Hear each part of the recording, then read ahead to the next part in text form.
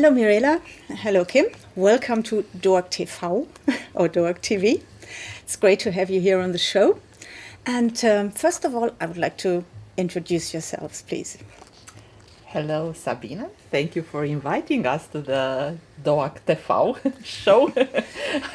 I'm Mirela, I'm from Romania. I'm a developer, starting as PL/SQL developer, forms developer, and actually doing Apex development.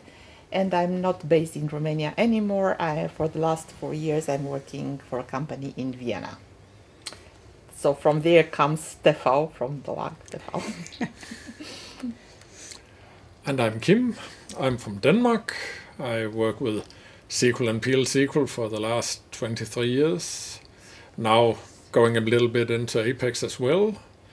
Been working mostly for Danish customers, but I've also had a period 3 years working in Hamburg, so a little bit of German connection as well here. Excellent, thank you. So we have an international setting here, that's great. And what actually does MASH stand for? MASH is Mentor and Speaker Hub.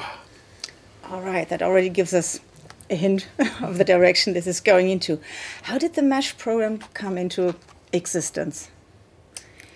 From a question. Oh, no, the question comes after an experience that was not quite good.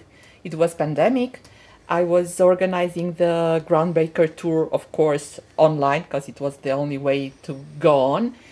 And I posted on Twitter, I wrote in the call for paper, we want beginners, speakers that haven't presented till that moment, to apply, and we give them the opportunity to present online to international audience. And I haven't got any, no submission. So I start asking people, how did you start? Do you think that if you would have someone helping you at the beginning, was it better for you? Was it easier for you to start presenting?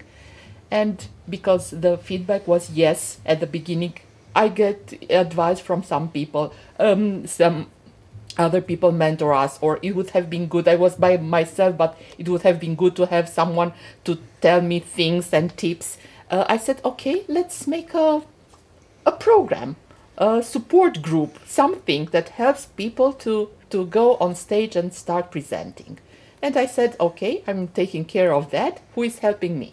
And then Kim jumped in, and Eric jumped in, and Neil jumped in, and Sam jumped in, and Liron jumped in, and we've been 6 people working together, setting up the program, and that's how MASH started. And it's 3 years already. We are celebrating 3 years all this November. Wow, Yeah. cool. Much of it is that, well, a lot of us speakers in the community, we have seen the same thing as Mirela, that it's the same faces all over. I know what you're talking about. We also see some in the community that slowly start to retire, or at least partially retire. And so some new faces are needed. And we all said that, well, we can all find somebody who is willing to help. But the problem for the new ones is, where do they go and find that person who can help them? So if they have a one-stop place to go to find, I would like someone to help me, then we'll find that someone. Mm-hmm. Yeah, that's true, because sometimes you don't know where to start, where to ask for help. That's right. So what are the main problems that you have to overcome in most cases?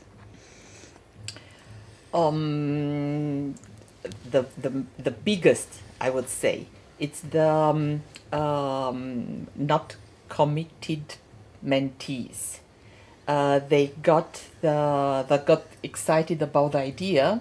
Maybe they want to start, or maybe not. They are not really don't have the determination to do it.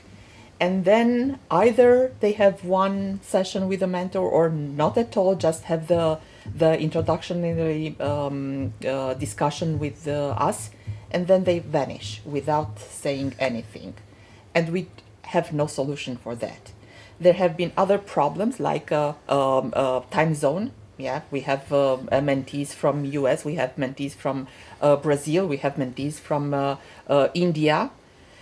So now we have mentors covering this area also. So we had the solution.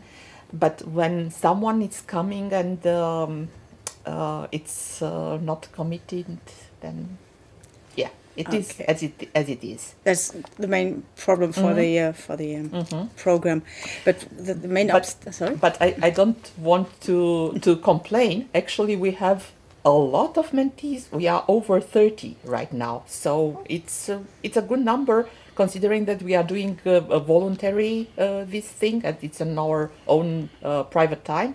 So I think that's a great success considering that all the user groups are struggling for new. And definitely we must also mention that yes, there are mentees signing up and then maybe chickening out again. But there are also those that are signing up and then we assist them and off they go on a flying career and are now aces and presenting all over.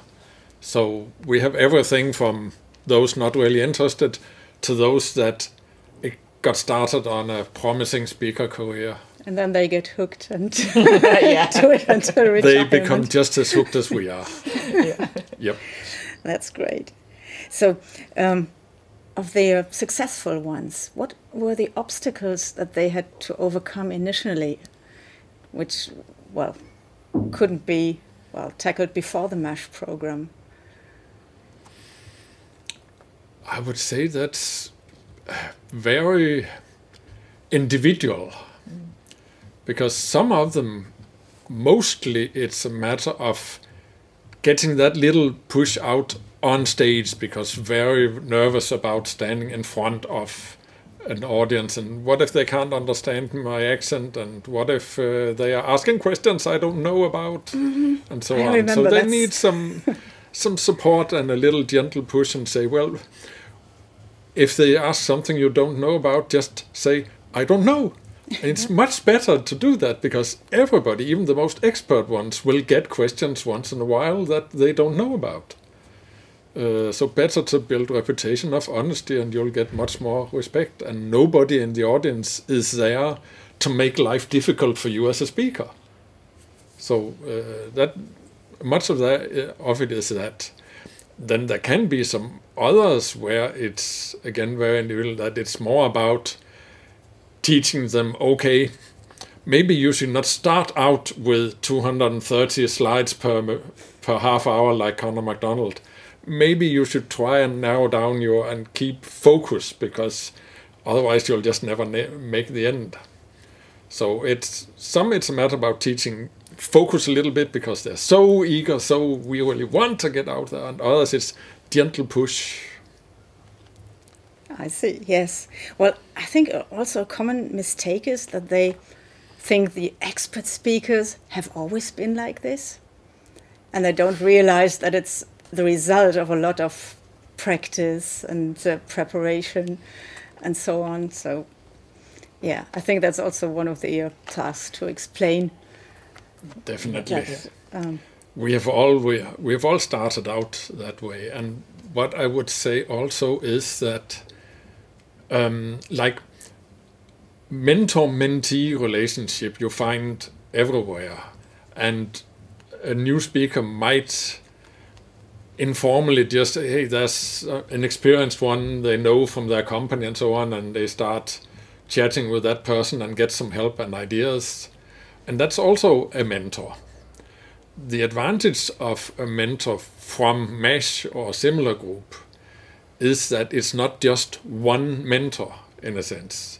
That one mentor can also gain from the rest of the mentors' experience. And we communicate on our Slack channel, so if a mentor has a little bit, my mentee has a problem with this and this, and that's not really my strong side. Any one of you has an advice, so there can be a bit of group mentoring as well. Oh, that's a good advantage as well. Great. Yeah, and speaking of group mentoring, we are doing setting up dry runs for the mentees, and with mentors. I don't know how many, 3, 4, 5, depends on our time, and also mentees that are active in the program or have been active in the program, participating to the dry run and give feedback. And I think it's a big plus for someone starting to presenting, or someone who has not much experience. It's a way of learning from a group of people, not from only one. Yes, and knowing the people on the program, I think it's very constructive, and yeah. Yeah, and that also, that group, by having the other mentees also, that you are in a community basically where there are others who are at the same stage as you are. Mm-hmm. That also gives a bit of sense that you're not alone about this. So many advantages in one. Go, great. That's what we think.